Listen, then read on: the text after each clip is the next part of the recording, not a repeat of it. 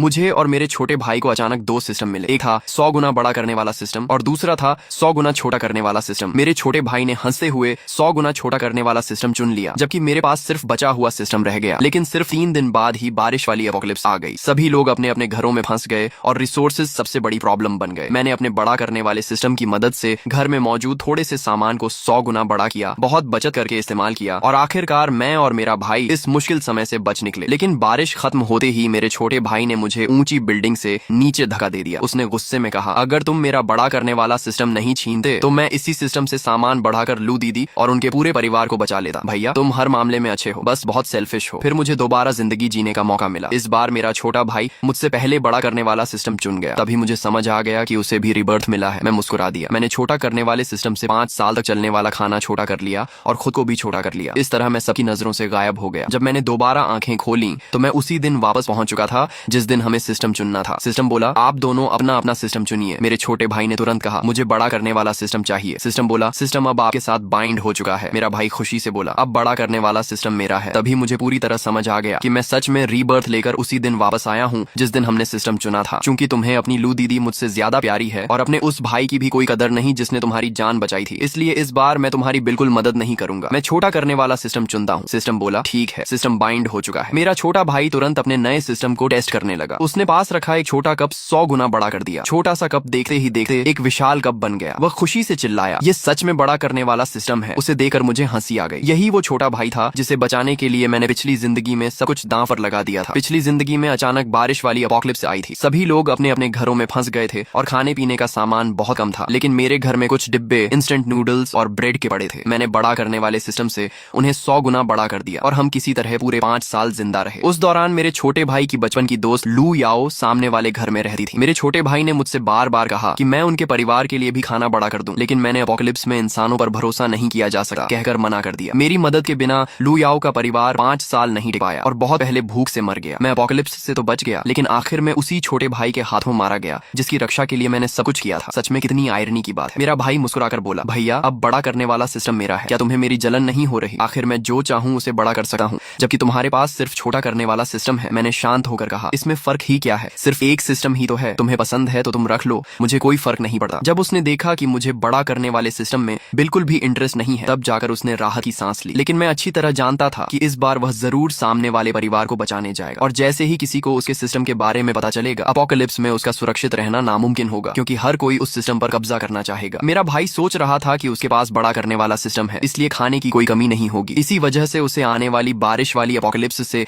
बिल्कुल भी डर नहीं था, बल्कि वह उसका इंतजार कर रहा था ताकि खाने की कमी होने पर वह हीरो बनकर लू याओ और उसके परिवार को बचा सके और लू याओ उससे प्यार करने लगे। मैं हमेशा यही समझता था कि उसे सिर्फ लू याओ पसंद है, लेकिन अब समझ आया कि वह पूरी तरह लव से था। मेरा भाई बोला, भैया अगर मैं लू याओ और उसके परिवार को बचा लूं तो क्या वह मुझसे प्यार करने लगेगी? मैंने जवाब दिया, नहीं, बिल्कुल नहीं। वह तुरंत बोला, ऐसा नहीं हो सकता, लू दीदी जरूर मुझसे प्यार करेंगी। फिर उसने पूछा, भैया सच सच बताओ, कहीं तुम्हें भी लू दीदी पसंद तो नहीं? लेकिन तुम उनसे 2 साल बड़े हो, इसलिए उनके बारे में सोचना भी मत। मैंने उसकी बात का कोई जवाब नहीं दिया। मैं सिर्फ अपना मोबाइल निकालकर उन चीजों की ऑनलाइन शॉपिंग करने लगा जिनकी मुझे जरूरत थी, क्योंकि मैं एक बार अपने ही छोटे भाई के हाथों मारा जा चुका था और अब वही गलती दूसरी बार कभी नहीं दोहराने वाला था। तभी मेरा भाई बोला, भैया क्या तुम्हारे पास कुछ पैसे हैं? मुझे कुछ लाख रुपए उधार दे दो, मुझे थोड़ा खाना खरीदना है। मैंने कहा, नहीं, मैंने अभी अभी एक नया फ्रिज खरीदा है और मेरे सारे पैसे खत्म हो चुके हैं। वह हैरानी से बोला, तुमने फ्रिज क्यों खरीदा? मैंने जवाब दिया, क्या हुआ, क्या मैं नया फ्रिज नहीं खरीद सकता? तुम इतना शौक क्यों हो रहे हो? वह जल्दी से बोला, नहीं नहीं, ऐसी बात नहीं है, मैं तो बस क्यूरियस था। फिर उसने पूछा, भैया मुझे याद है कि तुम्हारे कमरे में अभी भी थोड़ा खाना रखा हुआ था। मैंने कहा, वह सब मैं सोसाइटी में रहने वाले अकेले बुजुर्गों को दान कर चुका हूँ। आखिर उनकी जिंदगी भी आसान नहीं थी, लेकिन मुझे बिल्कुल उम्मीद नहीं थी कि दोबारा जिंदगी मिलने के बाद भी मेरा छोटा भाई न सिर्फ अपनी पसंद का बड़ा करने वाला सिस्टम हासिल कर लेगा, बल्कि मेरे आखिरी बचे हुए खाने का सामान भी दूसरों को दे देगा। साफ था कि वह मुझे भूख से मरवाना चाहता था। अगर मुझे रीबर्थ और सिस्टम न मिला होता तो इस बार की बारिश वाली एपोकलिप्स में मेरा बचना बिल्कुल नामुमकिन था। उसके चेहरे पर खिली मुस्कान देकर मेरे मन में उसके लिए नफरत और भी बढ़ गई। मुझे हमेशा लगता था कि मैंने अपने छोटे भाई के लिए हर जिम्मेदारी निभाई है। बचपन में हमारे माता पिता की मौत हो गई थी। बड़े भाई होने के नाते मैंने माँ बाप दोनों की जिम्मेदारी उठाई। मैंने बहुत छोटी उम्र में अपनी पढ़ाई छोड़ दी ताकि मेरा भाई पढ़ सके। उसके नंबर कभी अच्छे नहीं आए, लेकिन मैंने उसे कभी डांटा नहीं। उसके पॉकेट मनी हमेशा उसके हमउम्र बच्चों से कहीं ज्यादा होते थे और वह सारे पैसे मैं दिन रात मेहनत करके कमाता था। बाद में वह कॉलेज में भी एडमिशन नहीं ले पाया, जबकि मैं अपनी मेहनत से शहर में घर खरीद चुका था। इसलिए मैं उसे अपने साथ रहने के लिए शहर ले आया। लेकिन मुझे क्या पता था कि हमारे सामने वाले घर में उसके बचपन की दोस्त लू याओ रहती है। बचपन में दोनों हमेशा साथ खेलते थे। बाद में लू याओ के घर वालों को डिमोलिशन कॉम्पेंसेशन में बहुत सारे पैसे मिले और वे गांव छोड़कर शहर आ गए। जैसे ही मेरे छोटे भाई ने खूबसूरत लू याओ को दोबारा देखा, वह उसी वक्त उससे प्यार करने लगा और उसके पीछे पड़ गया। यहाँ तक कि पिछली जिंदगी में जब मैंने अपोकलिप्स के दौरान उसके परिवार की मदद करने से मना कर दिया, तब मेरे भाई ने मेरी गैर मौजूदगी में चुपके से हमारा खाना उनके घर पहुंचा दिया। मैं कुछ नहीं कर सका और आखिर में मुझे मजबूर होकर घर का दरवाजा अंदर से लॉक करना पड़ा ताकि कोई हमारा सामान चुराने न आ सके। तभी मुझे एहसास हुआ कि मेरे छोटे भाई की नजरों में मेरी कोई कीमत नहीं थी। एक ऐसी लड़की जिसने उसके लिए कभी कुछ नहीं किया, वह भी उससे ज्यादा अहम थी। उसी पल मैं अपने छोटे भाई से पूरी तरह निराश हो गया। मैंने उससे कहा, मुझे थोड़ी थकान हो रही है, मैं जाकर सोता हूँ, तुम भी जल्दी सो जाना। इतना कहकर मैं अपने कमरे में चला गया और अपने लिए एक सुरक्षित छिपने की जगह की प्लानिंग करने लगा। मैंने विंड पावर जनरेटर भी खरीद लिया ताकि तेज बारिश और तूफान के दौरान भी मेरे पास लगातार बिजली बनी रहे। मुझे जिन जिन चीजों की जरूरत थी मैं सब पहले ही खरीद चुका था। अब मुझे सिर्फ सही समय का इंतजार करना था। दूसरी तरफ मेरा छोटा भाई अपने बड़े करने वाले सिस्टम पर इतना भरोसा कर रहा था कि उसे किसी बात की चिंता नहीं थी। उसने अपनी पॉकेट मनी से कुछ 100 रुपए का खाना खरीदा और चुपके से अपने कमरे में लॉक कर दिया, जैसे उसे डर हो कि मैं उसका सामान चुरा लूंगा। मैंने फैसला कर लिया कि अब इस घर में बिल्कुल नहीं रहूंगा, क्योंकि अगर मैं यहीं छिपा रहता तो देर सबेर वे मुझे ढूंढ ही लेते। इसलिए मैंने दूसरी जगह चुनी। जब मैं इस घर का रेनोवेशन करवा रहा था, तब मैंने अपनी ही डिजाइन से एक बहुत छोटा सीक्रेट रूम बनवाया था। इस जगह के बारे में मैंने आज तक अपने छोटे भाई को कभी नहीं बताया। वह कमरा सिर्फ एक छोटे टॉयलेट जितना था, लेकिन छोटा होने के बाद मेरे लिए वही सबसे सुरक्षित सेफ हाउस बनने वाला था। उस कमरे का डोर सिर्फ मेरे मोबाइल से कंट्रोल होता था, इसलिए मुझे बिल्कुल डर नहीं था कि मेरा भाई उसे ढूंढ लेगा, और अगर ढूंढ भी लिया तब भी वह उसे खोल नहीं पाएगा। इसके अलावा मैं कई किलोमीटर दूर एक सुनसान जमीन पर गया और अपने छोटे करने वाले सिस्टम से बहुत सारी मिट्टी छोटी करके साथ ले आया, ताकि बाद में उसी मिट्टी और सीड्स की मदद से मैं अपनी सब्जियां खुद उगा सकूं। मैंने कई पेड़ों को भी छोटा करके अपने साथ रख लिया। कुछ ही समय बाद मेरे ऑर्डर किए हुए सारे खाने का सामान, फर्नीचर और बाकी जरूरी चीजें पहुंच गई। उस समय बारिश वाली अपोकलिप्स आने में सिर्फ एक दिन बचा था। मैंने डिलीवरी एड्रेस अपने पुराने गांव वाले घर का रखा था। वह गांव बहुत पहले ही खाली हो चुका था और वहां अब कोई नहीं रहता था। मैंने उस घर में फर्नीचर, इलेक्ट्रिक अप्लायंसेज, खाना और तरह तरह का जरूरी सामान भर दिया। फिर आसपास कोई न होने पर मैंने अपने छोटे करने वाले सिस्टम से उन सभी चीजों को छोटा कर दिया और पहले से तैयार किए गए बॉक्सेस में भर लिया। आखिर में मैंने थोड़ा सोचा और अपने पुराने छोटे घर को भी छोटा करके अपने साथ ले आया। भले ही वह पुराना था, लेकिन थोड़ा रिपेयर करने के बाद आगे चलकर बहुत काम आने वाला था। रात गहरी होने पर मैं सारी चीजें लेकर वापस शहर आया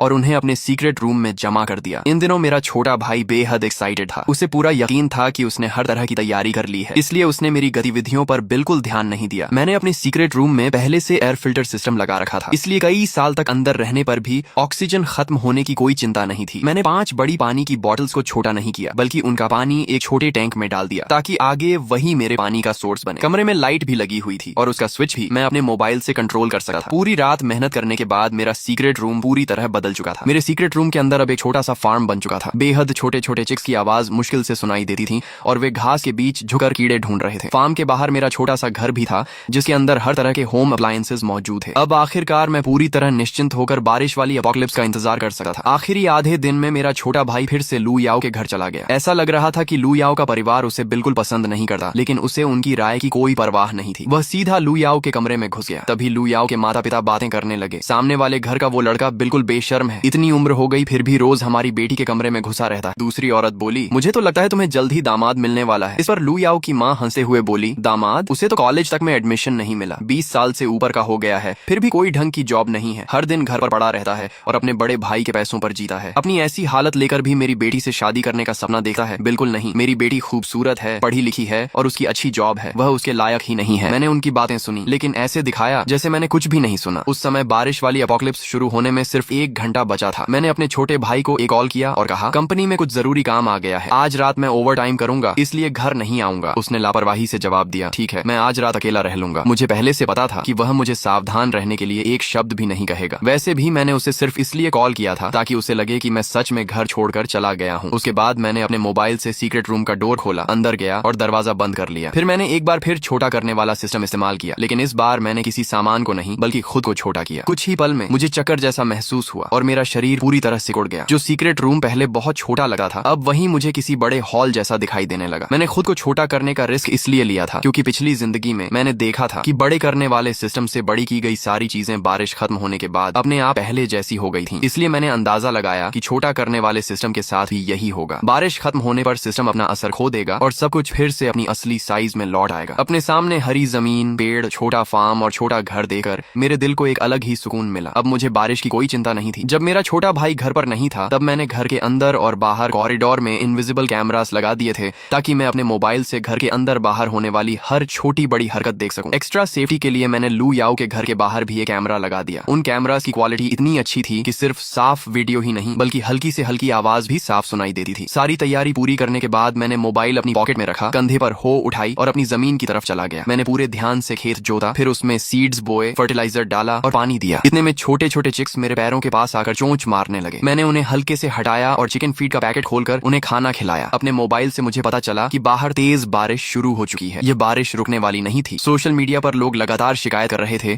कि इतनी तेज बारिश की वजह से वे काम पर नहीं जा पा रहे हैं। अब मेरा बाहरी दुनिया से संपर्क सिर्फ मेरे मोबाइल, कंप्यूटर और टैबलेट के जरिए ही था। देखते ही देखते कई दिन बीत गए, लेकिन बारिश रुकने का नाम नहीं ले रही थी, बल्कि हालात और भी खराब होते जा रहे थे। शहर में लगातार हो रही बारिश की वजह से ट्रैफिक पूरी तरह ठप हो चुका था और लोगों का आना जाना लगभग नामुमकिन हो गया था। मेरे गायब हो जाने पर मेरे छोटे भाई को बिल्कुल भी हैरानी नहीं हुई। शायद उसे यही लगा कि मैं बाढ़ में बहकर मर चुका हूँ। इन दिनों मैं अपने छोटे फार्म में खेत जोता, सब्जियां उगाता और चिक्स को खाना खिलाता था। बस एक ही परेशानी थी कि वे छोटे चिक्स बार बार मेरी नई उगी सब्जियों की पौध खा जाते थे। एक दिन खाली समय में मैंने कैमरा की लाइव फीड खोली तो देखा कि मेरा छोटा भाई लू याओ को मेरे घर लेकर आया है। दोनों ड्राइंग रूम में बैठे थे। मेरा भाई बोला, लू दीदी, क्या आपके घर में अभी भी खाना बचा है? लू याओ ने आह भरते हुए कहा, बहुत थोड़ा, काश मैंने पहले ज्यादा सामान जमा कर लिया होता। अब पहली मंजिल तक पानी भर चुका है और मैं वहाँ जाकर रह भी नहीं सकती। फिर उसने पूछा, यांग यांग, क्या तुम्हारे घर में अभी भी खाना है? अगर हो तो थोड़ा हमें भी दे दो। मेरे घर में मम्मी पापा और मेरा छोटा भाई भी है। हमारे पास जो थोड़ा खाना है वह पूरे परिवार के लिए बिल्कुल काफी नहीं है। मेरा छोटा भाई मुस्कुराकर बोला, मेरे पास बड़ा करने वाला सिस्टम है, मैं किसी भी खाने को 100 गुना बड़ा कर सकता हूँ। लू याओ हैरान होकर बोली, सच में? ये कैसे हो सकता है? मेरा भाई बोला, अगर भरोसा नहीं है तो खुद देख लो। उसने तुरंत खाना बड़ा करके दिखा दिया। लू याओ की आंखें चमक उठी। वह खुशी से बोली, यांग यांग, अच्छा हुआ तुम हो, फिर प्लीज हमारे घर का सारा खाना भी बड़ा कर दो। मेरा भाई बोला, ठीक है, लेकिन मेरी एक छोटी सी रिक्वेस्ट है। लू याओ मुस्कुराकर बोली, बोलो। मेरा भाई शर्माते हुए बोला, तुम जानती हो कि मैं तुम्हें पसंद करता हूँ। अब जब मैं तुम्हारे पूरे परिवार को बचा सकता हूँ तो क्या तुम भी मुझसे प्यार कर सकती हो? लू याओ हंसते हुए बोली, तुम कैसी बातें कर रहे हो? क्या हम पहले से ही साथ नहीं हैं? बचपन से हम चाइल्डहुड फ्रेंड्स रहे हैं। अब मैं भी तुम्हें पसंद करती हूँ। जैसे ही ये बारिश खत्म होगी मैं तुमसे शादी कर लूंगी। ये सुनकर मेरा छोटा भाई खुशी से उछल पड़ा। वह बोला, मुझे पता था लू दीदी, आप भी मुझसे प्यार करती हैं। मेरे बड़े भाई ने तो कहा था कि आप मुझे कभी पसंद नहीं करेंगी, वह तो बस मुझसे जल्दा है। तभी लू याओ ने पूछा, वैसे तुम्हारा बड़ा भाई कहाँ है? मेरा भाई लापरवाही से बोला, वह तो कह रहा था कि कंपनी में ओवर टाइम करेगा। अब इतनी दिनों से बारिश हो रही है, मुझे लगता है कि वह शायद बाढ़ में मर चुका होगा। ये सुनकर लू याओ के चेहरे पर एक पल के लिए अजीब सा भाव आया, लेकिन अगले ही पल उसने मेरे छोटे भाई को प्यार से बहलाया और उसके कमरे में रखा सारा खाना बाहर निकालने के लिए मना लिया। कैमरा पर यह सब देखकर मेरे मन में अजीब सी फीलिंग हुई। मैंने आखिर इतना मूर्ख छोटा भाई कैसे पाल लिया? सिर्फ मूर्ख ही नहीं बल्कि इतना निर्दयी कि जैसे वह दिल से चाहता हो कि उसका अपना बड़ा भाई मर जाए। लेकिन अब उससे मुझे क्या फर्क पड़ता था? मैं यहाँ अपने सीक्रेट रूम में सुरक्षित था और मेरे छिपने की जगह के बारे में किसी को कुछ पता नहीं था। मुझे बस अपनी छोटी सी दुनिया में शांति से जीना था। मैं अपने छोटे घर में वापस गया, अपने लिए हॉट पॉट बनाया, फिर फ्रिज से एक कोल्ड ड्रिंक निकाली और आराम से डिनर का मजा लेने लगा। खाना खाते खाते मैंने उसकी फोटो खींची और सोशल मीडिया पर पोस्ट कर दी। कैप्शन लिखा, बाहर तेज तूफान और बारिश हो रही है, लेकिन घर के अंदर हॉट पॉट खाने का मजा ही कुछ और है। मेरी पोस्ट डालते ही मेरे छोटे भाई ने तुरंत कमेंट किया, भैया आप कहाँ हो? सिर्फ कमेंट करने से उसका मन नहीं भरा, उसने मुझे कई मैसेजेस भी भेजे। भैया बाहर इतनी तेज बारिश हो रही है, आप ठीक हो? आप कहाँ हो? आप हॉट पॉट भी खा रहे हो? मेरा भी मन कर रहा है, प्लीज बताओ आप कहाँ हो? मैं बाहर नहीं निकल सका, मेरे लिए थोड़ा खाना ले आओ। उसके इतने सारे मैसेजेस का मैंने एक भी रिप्लाई नहीं किया। मैंने सिर्फ अभी अभी पी गई कोल्ड ड्रिंक की एक और फोटो खींचकर उसे भेज दी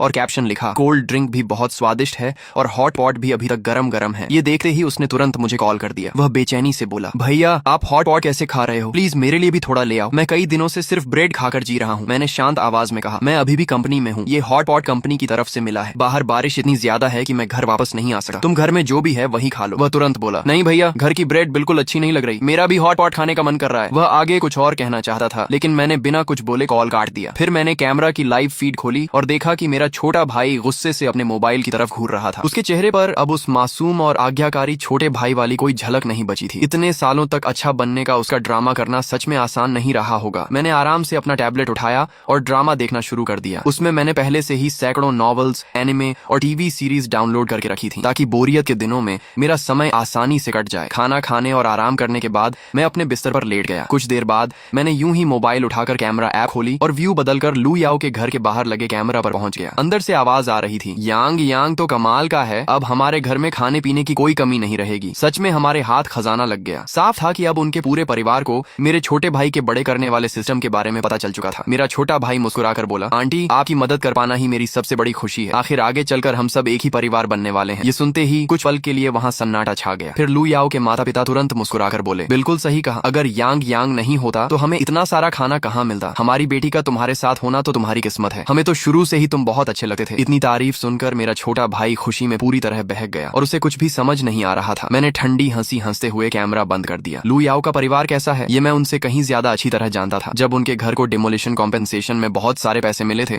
तभी से वे पूरे गांव में घमंड से सिर उठाकर चलने लगे थे। उन्होंने अपने पुराने रिश्तेदारों और दोस्तों तक को अपमानित करके भगा दिया था। उन्हें हमेशा लगता था कि जो भी उनके पास आता है वह सिर्फ उनके पैसों के लिए आता है। गांव के लगभग सभी लोग कहते थे कि उनके घमंड की कोई हद नहीं रही। यहाँ तक कि एक बार गांव का प्रधान उनके घर पानी मांगने गया था, तब भी उन्होंने उसे मना कर दिया था। ऐसे लोग मेरे छोटे भाई के साथ सच्चा रिश्ता निभाएंगे, इस पर मुझे कभी भरोसा नहीं था। और लू याओ खुद भी बचपन से बहुत घमंडी थी। उसने कई बार सामने और पीठ पीछे मेरे छोटे भाई का मजाक उड़ाया था। उसने कभी दिल से उसे अपनी बराबरी का नहीं माना। लेकिन अब मुझे इन सब बातों से कोई मतलब नहीं था। आखिर मैं खुद 100 गुना छोटा होकर अपने सीक्रेट रूम में रह रहा था। थोड़ी देर बाद मेरे छोटे भाई का कॉल आया। वो बहुत खुश होकर बोला, भैया आपको एक गुड न्यूज बतानी है, मैं और लू याओ अब रिलेशनशिप में है। मैंने शांत आवाज में पूछा, तो मुझे कॉल क्यों किया? उसी समय मेरे फार्म के चिक्स अब पहले से थोड़े बड़े हो चुके थे, लेकिन फिर भी लगातार चूं चूं करते हुए आपस में खाना छीन रहे थे। मेरा भाई अचानक बोला, भैया आपकी तरफ से मुर्गियों की आवाज क्यों आ रही है? मैंने कहा, क्योंकि मैं उन्हें खाना खिला रहा हूँ। वह हैरान होकर बोला, इतनी तेज बारिश में तुम्हें मुर्गियां कहाँ से मिल गई? मैंने उसके सवाल का सीधा जवाब नहीं दिया। वैसे भी मैंने पहले से काफी मीट खरीदकर फ्रीजर में रख दिया था, जो मुझे बहुत लंबे समय तक चलने वाला था। मेरा भाई बेचैनी से बोला, भैया आखिर आप कहाँ हो? वहाँ हॉट पॉट भी खा रहे हो, मुर्गियां भी पाल रहे हो, क्या वहाँ बारिश का बिल्कुल असर नहीं हुआ? मैंने जवाब दिया, नहीं, यहाँ बारिश का कोई असर नहीं हुआ। ये सुनते ही वह जल्दी से बोला, तो फिर जल्दी बताओ आप कहाँ हो, मैं लू याओ और उसके पूरे परिवार को लेकर वहीं आ जाता हूँ। मैंने हंसते हुए कहा, अगर ढूंढ सकते हो तो खुद ढूंढ लो। वो गुस्से में बोला, इसका क्या मतलब है? क्या तुम हमें अपने पास नहीं आने देना चाहते? बचपन से आज तक मैंने अपने छोटे भाई की हर बात मानी थी। शायद पहली बार मैंने उससे इतनी ठंडी और तंज भरी आवाज में बात की थी। मैंने रास्ते में घूम रहे एक को हल्के से हटाया और खेत से अपने छोटे घर की तरफ वापस चला गया। मेरे फ्रिज में पहले से ही बहुत सारे रेडी टू ईट फूड रखे थे, जिनमें पिज्जा, बाओ, मैंटू, डम्पलिंग्स और कई तरह के फ्रोजन फूड्स शामिल थे। मैंने फैन चालू किया, माइक्रोवेव से गर्मा गर्म पिज्जा निकाला। दोबारा गर्म होने के बाद पिज्जा सुनहरा, मुलायम और बेहद स्वादिष्ट लग रहा था। ऊपर की चीज लंबी स्ट्रेच हो रही थी। मैंने उसकी एक फोटो खींचकर अपने छोटे भाई को भेज दी। उसने तुरंत मैसेज किया, भैया आपके पास पिज्जा भी है, जल्दी बताओ आप कहाँ हो। फिर उसने गुस्से में लिखा, भैया आप बहुत सेल्फिश हो, मैं यहाँ सूखी ब्रेड और इंस्टेंट नूडल्स खाकर जी रहा हूँ और आप वहाँ पिज्जा खा रहे हो। ये पिज्जा तो बहुत स्वादिष्ट लग रहा है, ऊपर की चीज भी स्ट्रेच हो रही है, लेकिन कोई बात नहीं, तुम्हारे पास चाहे जितना खाना हो वह एक दिन खत्म हो जाएगा। तुम्हारा छोटा करने वाला सिस्टम किसी काम का नहीं है। मेरा बड़ा करने वाला सिस्टम तुम्हारे सारे खाने को 100 गुना बड़ा कर सकता है। तब हम कई साल तक आराम से खाएंगे। जल्दी बताओ तुम कहाँ हो, मैं अभी तुम्हारे पास आता हूँ। मैंने सिर्फ इतना रिप्लाई किया, अगर मुझे ढूंढ सकते हो तो आ जाओ। इसके बाद मैंने कैमरा खोला। मेरा छोटा भाई गुस्से में मेरे पुराने कमरे की हर चीज तोड़ फोड़ रहा था। ज्यादा समय नहीं बीता कि उसके बड़े करने वाले सिस्टम की बात बहुत जल्द पूरे सोसाइटी में फैल गई। यह खबर किसने फैलाई थी इसका अंदाजा लगाना बिल्कुल मुश्किल नहीं था। उसके कमरे का दरवाजा बार बार खटखटाया जाने लगा। सोसाइटी के सभी लोग अपने पास बचा हुआ थोड़ा बहुत खाना लेकर उसके पास आने लगे और उससे रिक्वेस्ट करने लगे कि वह अपने सिस्टम से उनके खाने को 100 गुना बड़ा कर दे। शुरुआत में मेरा छोटा भाई थोड़ा घबरा गया। वह यह दिखाने की कोशिश कर रहा था कि उसके पास कोई सिस्टम नहीं है, लेकिन तभी सामने वाले घर से लू याओ का पूरा परिवार बाहर आ गया। लू याओ के पिता ऊंची आवाज में बोले, सुनो, यांग यांग तो हमारे होने वाले दामाद हैं। अगर तुम लोग उनका सिस्टम इस्तेमाल करना चाहते हो तो पहले हमारी परमिशन लेनी होगी, और हर बार सिस्टम इस्तेमाल करने में उनकी बहुत एनर्जी खर्च होती है, इसलिए तुम्हें पैसे देने होंगे। पहले तो मेरा छोटा भाई इस बात पर नाराज हुआ कि लू याओ के परिवार ने उसके सिस्टम का राज सबको बता दिया, लेकिन जैसे ही उसने पैसे लेने वाली बात सुनी उसका चेहरा खिल उठा। लू याओ भी तुरंत बोली, बिल्कुल, यांग यांग मेरे बॉयफ्रेंड है, अगर तुम लोग उनसे काम करवाना चाहते हो तो पैसे देने ही होंगे। इसके बाद लू याओ का पूरा परिवार मेरे छोटे भाई के सिस्टम के सहारे बिजनेस करने लगा। जो भी इंसान अपने खाने को बड़ा करवाने आता, उससे पहले लू याओ का परिवार 2000 युएन वसूलता। 2000 युएन कोई छोटी रकम नहीं थी, लेकिन अपोकलिप्स में पैसे से खाना नहीं खरीदा जा सकता था, इसलिए लोगों को यह डील भी ठीक लगती थी। कैमरा से मैं देख रहा था कि हर दिन मेरे छोटे भाई के पास आने वालों की संख्या बढ़ती जा रही थी। लोगों को पूरा भरोसा हो गया था कि जब तक उसके पास बड़ा करने वाला सिस्टम है तब तक वे कभी भूख से नहीं मरेंगे। लेकिन वे सब एक बहुत बड़ी बात भूल गए थे। सिस्टम सिर्फ खाने को बड़ा कर सकता था, लेकिन उसके लिए पहले खाना होना जरूरी था, और किसी भी चीज पर सिस्टम सिर्फ एक बार ही इस्तेमाल किया जा सकता था। ऐसा नहीं था कि आधा खाना खाकर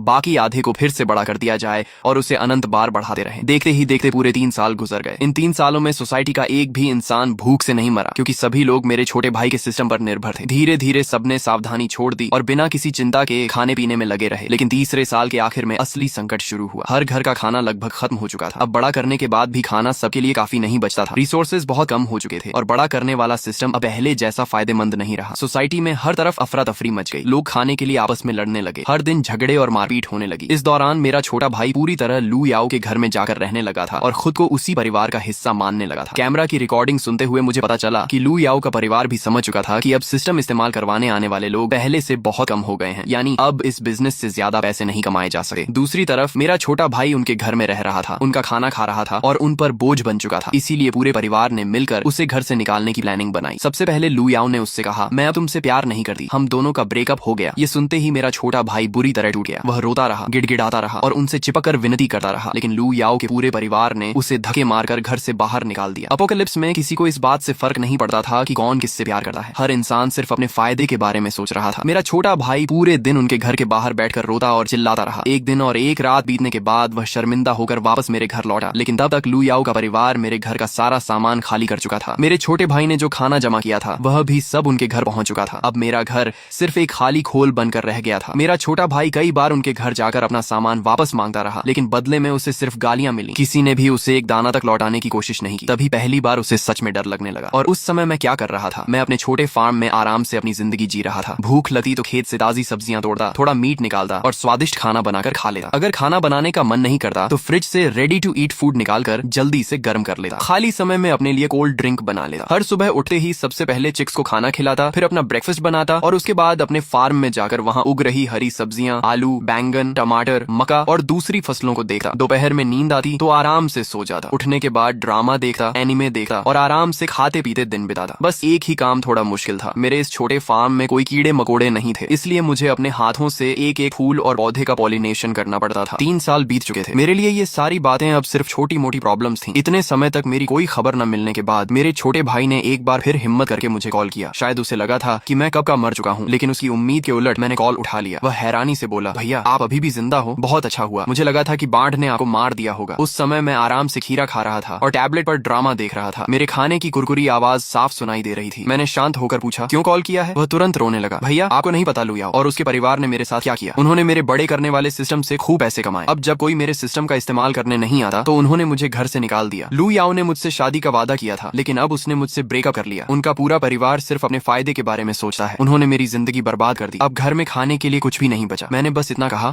ठीक है, पता चल गया। वह घबरा कर बोला, भैया प्लीज मुझे अपने पास ले चलो। अगर खाना नहीं मिला तो मैं सच में भूख से मर जाऊंगा। क्या आप अपने इकलौते छोटे भाई को मरते हुए देख सकते हो? मैंने ठंडी आवाज में कहा, नहीं। वह चिल्लाकर बोला, भैया आपको मेरी बिल्कुल परवाह नहीं है। पहले वाले भैया तो ऐसे नहीं थे। क्या आपको भी रिबर्थ मिला है? मैंने बिना छिपाए जवाब दिया, हाँ मिला है। तो वह गुस्से में बोला, अगर आपको भी रिबर्थ मिला था तो आपने मुझे पहले क्यों नहीं बताया? आपको भी पता था कि लू याओ और उसका परिवार कैसे लोग हैं। आप इतने सेल्फिश कैसे हो सकते हो? मैंने उसकी बातों का कोई जवाब नहीं दिया। मैंने सिर्फ अपने फार्म का एक वीडियो बनाया। उसमें मेरी सब्जियां और फल हरे भरे लहलहा रहे थे। चिक्स पूरे फार्म में दौड़ रहे थे। मेरा छोटा घर बेहद आरामदायक लग रहा था। फ्रिज खाने और स्नैक्स से भरा हुआ था। ऐसा लग ही नहीं रहा था कि बाहर दुनिया में 3 साल से एपोकलिप्स चल रही है। वह जगह किसी दूसरी दुनिया जैसी दिखाई दे रही थी। जैसे ही मैंने वीडियो उसे भेजा वह गुस्से से पागल हो गया। वह चिल्लाया, आप इतने सेल्फिश कैसे हो सकते हो? आपको पता भी है मैं कितनी बुरी हालत में हूँ। जल्दी आकर मुझे यहाँ से ले जाओ। मैंने ठंडे स्वर में कहा, सेल्फिश? पिछली जिंदगी में जब तुमने मुझे बिल्डिंग से नीचे धक्का दिया था तब क्या तुम सेल्फिश नहीं थे? इस बार तुम्हें भी रीबर्थ मिला था। तुम्हें पहले से पता था कि एपोकलिप्स आने वाली है, लेकिन तुमने भी मुझे कभी नहीं बताया। फिर अब मुझे सेल्फिश कहने का हक तुम्हें किसने दिया? मेरे छोटे भाई ने हमेशा मेरी हर मदद को अपना हक समझा, लेकिन उसने कभी यह नहीं सोचा कि उसे भी मेरे लिए कुछ करना चाहिए। मैं कोई संत नहीं था। जब तुमने मुझे कभी अपना परिवार नहीं माना तो अब मुझे भी तुम्हें बचाने की कोई जरूरत नहीं है। वह रोते हुए बोला, भैया मुझसे बहुत बड़ी गलती हो गई। मैं लू याओ के प्यार में अंधा हो गया था। आप मुझे ऐसे मत छोड़ो। मैं आपका इकलौता छोटा भाई हूँ। अगर मैं भूख से मर गया तो आपका कोई परिवार नहीं बचेगा। मैंने बिना किसी भावना के कहा, तुम मर जाओ, उससे मुझे क्या फर्क पड़ता है? इतना कहकर मैंने कॉल काट दिया। मैं आसानी से अंदाजा लगा सकता था कि दूसरी तरफ वह कितना गुस्से और बेबसी में तड़प रहा होगा। कैमरा की लाइव फीड में मैं रोज देखता था कि वह पूरे दिन घर के अंदर पागलों की तरह सामान तोड़ता रहता था। खासकर मेरे पुराने बेडरूम में उसने लगभग हर चीज तोड़ डाली थी, लेकिन सामान तोड़ने से भूख नहीं मिटी। चाहे वह जितना भी गुस्सा निकाल ले, उससे उसे एक निवाला भी नहीं मिलने वाला था। एक दिन मैंने देखा कि वह कुछ ब्रेड लेकर घर लौटा। बाहर लगे कैमरा से पता चला कि उसने वह ब्रेड लू याओ के घर से चुराई थी। उस समय लू याओ का पूरा परिवार बाहर गया हुआ था। घर में सिर्फ उसका 6 साल का छोटा भाई था। मेरे छोटे भाई ने उसे बहलाकर दरवाजा खुलवाया और फिर उनके घर का सारा खाना चुराकर भाग गया। कैमरा में यह सीन देखकर मैं जोर से हंस पड़ा। सच में एक चोर दूसरे चोर को काट रहा था। इससे मजेदार तमाशा और क्या हो सकता था? जैसा मैंने सोचा था वैसा ही हुआ। जब लू याओ का परिवार वापस आया और देखा कि उनका सारा खाना गायब है तो वे आग बबूला हो गए। वे मेरे घर के दरवाजे पर लाते मारने लगे, गालियां देने लगे और जोर जोर से चिल्लाने लगे। लेकिन मेरा छोटा भाई फिर से कछुए की तरह घर के अंदर छिपा बैठा रहा और बाहर निकलने की हिम्मत नहीं हुई। मेरे घर का मेन डोर मैंने रेनोवेशन के समय खास तौर पर सबसे मजबूत वाला लगवाया था, इसलिए लू याओ का परिवार लगातार 3 दिन और 3 रात तक दरवाजा पीटा रहा। लेकिन वे अंदर बैठे चाहे मेरे छोटे भाई का कुछ भी नहीं बिगाड़ सके। आखिर में लू याओ दरवाजे के बाहर खड़ी होकर बोली, यांग यांग, मुझसे गलती हो गई, मैंने गुस्से में तुम्हारे साथ गलत किया, अब जिद मत करो, हमारा खाना वापस कर दो, फिर हम दोनों दोबारा साथ हो जाएंगे। लू याओ दरवाजे के बाहर खड़ी होकर लगातार कहती रही, ठीक है, पहले मैंने जो कुछ भी कहा था वह सब गुस्से में कहा था, सच तो ये है कि मैं आज भी तुमसे प्यार करती हूँ, हमने तो शादी करने का वादा भी किया था, क्या तुम्हें याद नहीं? दरवाजे की दूसरी तरफ मेरा छोटा भाई उसकी मीठी मीठी बातें सुन रहा था। शुरुआत में वह खुद को रोकता रहा, लेकिन लगातार 2 दिनों तक लू याओ उससे माफी मांगती रही और बार बार वादा करती रही कि आगे से वह कभी उसके साथ ऐसा बुरा व्यवहार नहीं करेगी। आखिरकार मेरा छोटा भाई दरवाजे के हैंडल पर हाथ रखकर मुस्कुराने लगा। उसके चेहरे की खुशी देखकर मुझे समझ आ गया कि वह फिर से उसकी बातों में आ चुका है। आगे जो हुआ वह देखने लायक भी नहीं था। जैसे ही उसने दरवाजा खोला, बाहर पहले से छिपे लू याओ के छोटे भाई ने किसी भारी चीज से उसके सिर पर जोरदार वार कर दिया। मेरा छोटा भाई दर्द से जमीन पर गिर पड़ा और अपना सिर पकड़कर तड़पता रहा। उसकी आंखों के सामने ही लू याओ का पूरा परिवार घर के अंदर घुस गया और बचा हुआ सारा खाना दोबारा उठाकर अपने घर ले गया। जाते जाते लू याओ के पिता ने उसके सिर पर एक जोरदार लात मारी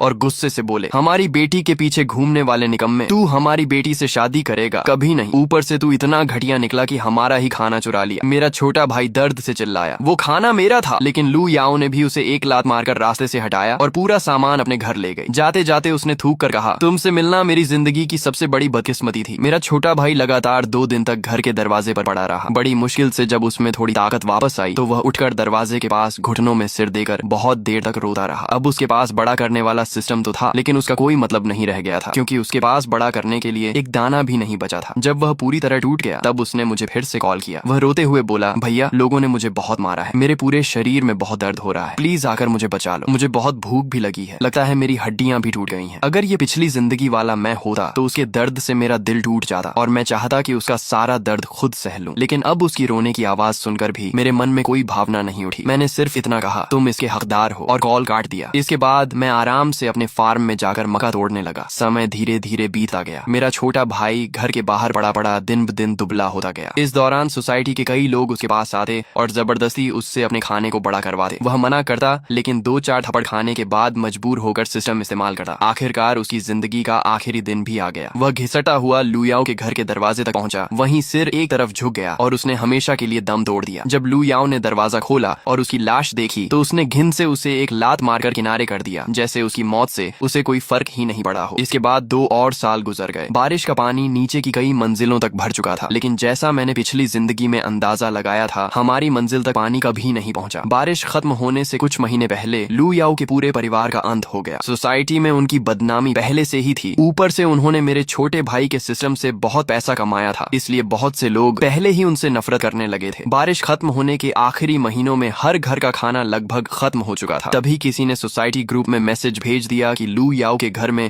अभी भी बहुत सारा खाना छिपा हुआ है। ये खबर फैलते ही कई लोग हथियार लेकर उनके घर पहुंच गए। वे दरवाजा पीटते हुए चिल्लाने लगे कि सारा खाना बाहर निकालो, लेकिन लू याओ और उसके परिवार ने खाना देने से साफ मना कर दिया और उल्टा बाहर खड़े लोगों को गालियां देने लगे। इससे भीड़ पूरी तरह भड़क गई। कई लोगों ने मिलकर तय किया कि वे बारी बारी से उनका दरवाजा तोड़ेंगे। चारों तरफ दिन रात दरवाजा पीटने की आवाज गूंजती रही। आखिर 4 दिन बाद उनका मेन डोर टूट गया। भीड़ घर के अंदर घुस गई और उनका बचा हुआ सारा खाना लूट कर ले गई। पूरा परिवार जमीन पर बैठकर फूट फूट कर रोने लगा। अब उनके पास खाने के लिए कुछ भी नहीं बचा था और एपोकलिप्स के आखिरी कुछ महीने वे किसी भी हालत में नहीं निकाल सकते थे। बाहर पूरी सोसाइटी बर्बाद हो चुकी थी, जबकि मैं अपने छोटे फार्म में आराम से खाते पीते जिंदगी का मजा ले रहा था। इतना आराम था कि मेरा वजन भी लगभग 5 किलो बढ़ गया था। आखिरकार वह दिन भी आ गया जिसका मैं कई सालों से इंतजार कर रहा था। मेरे मोबाइल पर नोटिफिकेशन आया कि बारिश खत्म हो चुकी है। कई सालों बाद सूरज ने काले बादलों को चीरकर अपनी सुनहरी किरणें धरती पर बिखेर दी और दुनिया में फिर से उम्मीद की रोशनी लौट आई। उस समय मैं अपने फार्म में मक्का के खेत की मिट्टी डीली कर रहा था कि अचानक मेरे शरीर में एक अजीब बदलाव होने लगा। मेरा छोटा किया हुआ शरीर तेजी से अपने असली आकार में लौट आया। अब मैं फिर से सामान्य इंसान बन चुका था। मेरे पैरों के नीचे बना पूरा छोटा फार्म और छोटा घर अब खिलौनों की तरह दिखाई दे रहे थे। मैंने अपने बर्बाद हो चुके असली घर की तरफ देखा और हैरान रह गया। सिर्फ मेरा शरीर ही अपने असली आकार में लौटा था। बाकी फार्म, घर और सारी छोटी की गई चीजें अब भी उसी छोटे आकार में थीं। शायद बड़ा करने वाले और छोटा करने वाले सिस्टम के नियम अलग अलग थे। आखिर सिस्टम जैसी रहस्यमयी चीज को पूरी तरह समझ पाना आसान नहीं था। मैं फ्लोर टू सीलिंग विंडो के पास खड़ा होकर बाहर देखने लगा। कई साल बाद मौत से बच निकले लोग एक एक करके अपने घरों से बाहर निकल रहे थे। दोस्तों, यहीं पर हमारी आज की कहानी पूरी तरह खत्म होती है। अगर आपको यह स्टोरी पसंद आई हो तो वीडियो को लाइक करें, चैनल को सब्सक्राइब सब्सक्राइब करें और बेल आइकॉन जरूर दबा दें ताकि ऐसी ही शानदार मैनहवा और स्टोरी रिकैप्स सबसे पहले आपको मिलती रहे। इस कहानी के बारे में अपनी राय नीचे कमेंट में जरूर बताइए। देखने के लिए आपका बहुत बहुत धन्यवाद। फिर मिलेंगे अगली नई और शानदार कहानी के साथ। तब तक अपना ख्याल रखिए।